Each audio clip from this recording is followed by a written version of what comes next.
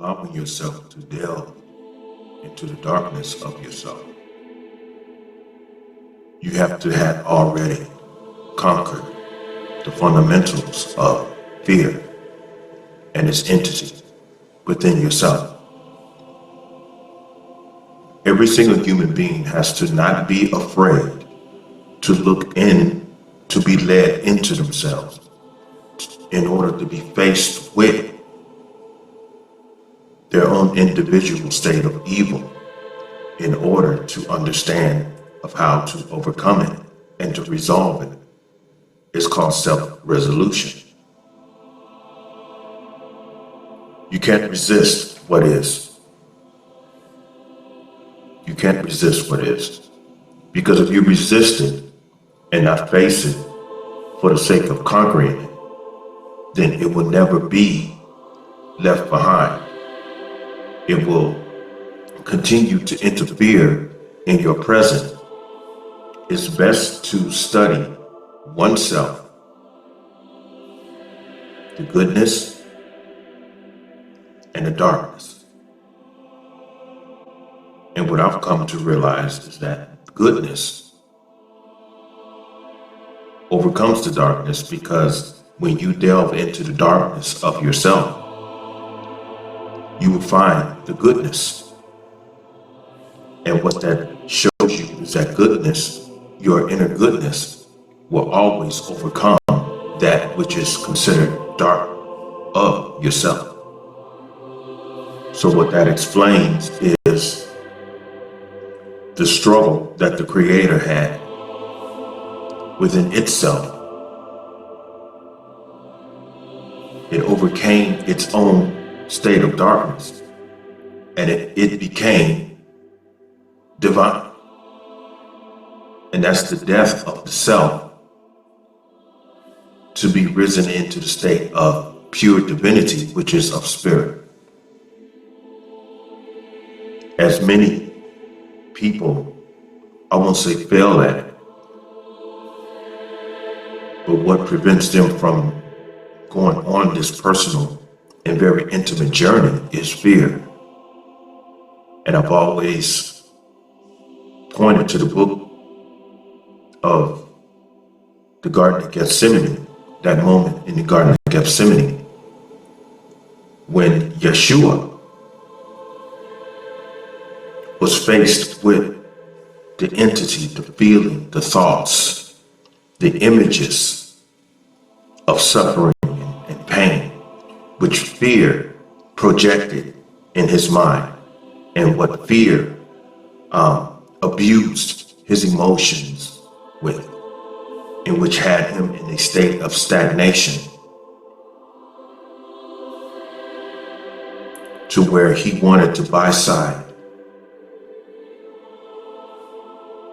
having to study fear, but the Creator had let him know,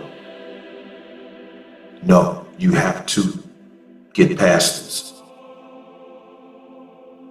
You have to learn of fear, and therefore learn further of yourself and the way that which you were created.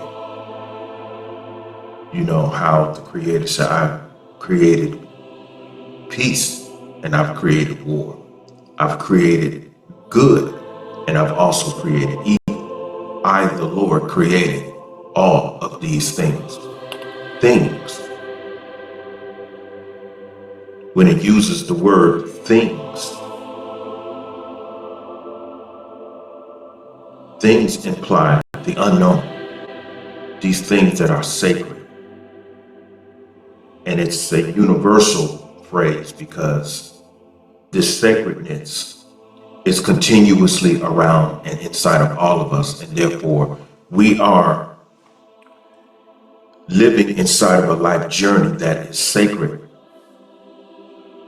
And therefore, the life journey is always forward motion, with us having no knowledge of what we're going to come forth with. So life is sacred. Life is a sacred movement. And so how people say fear of the unknown. So even though we are not certain of what's ahead, fear tries to stagnate, put us in a state of stagnation, not to move forward, simply because fear wants us to be afraid of that which is unknown.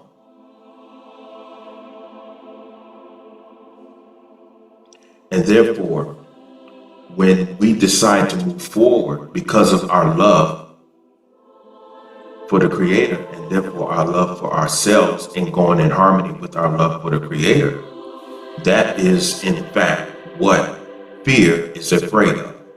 Fear is afraid of our love for the Creator and our love for ourselves in order to be successful and therefore fulfilled.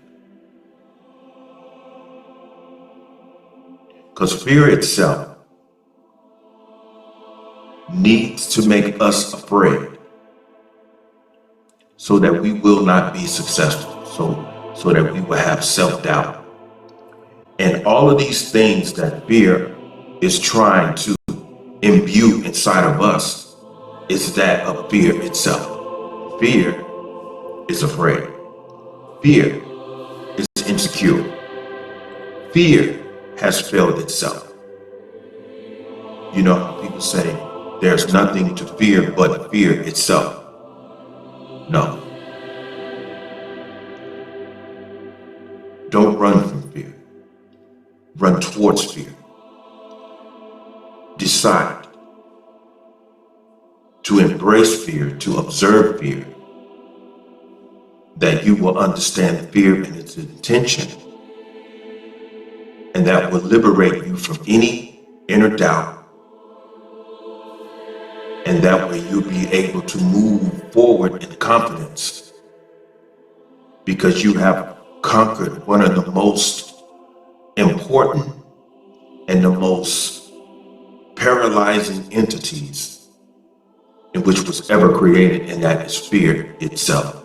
It's not what you're afraid of, it's fear itself.